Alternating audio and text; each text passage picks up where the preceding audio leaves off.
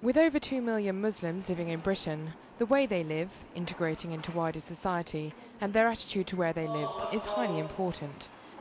The Gallup Coexist Index 2009, a global study of interfaith relations, is the first annual report into the state of faith relations in 3 European countries.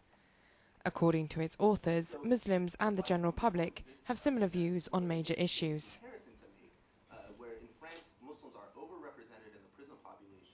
The general public and Muslims largely agree on some of the fundamental issues concerning integration. Mastering national language, getting a better education.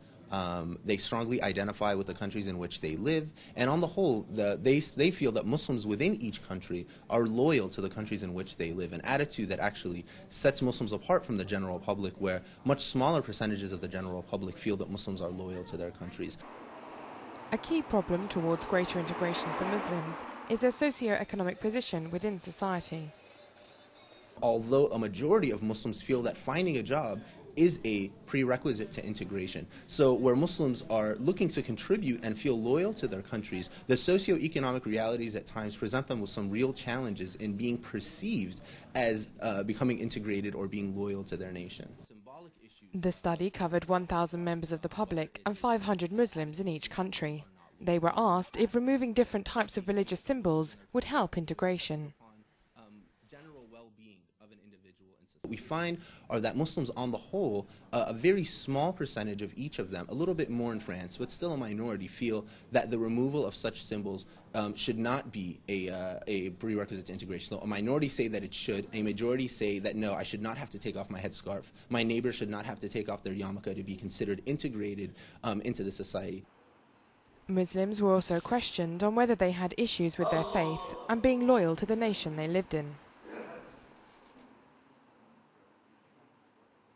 We ask them in separate questions to allow people to give us their real attitudes, and what we find is that a majority of Muslims say that they strongly identify with their nation, and they also say that they strongly identify with their religion. So it seems that the data says that Muslims feel that they can be 100% Muslim and 100% French or German or British.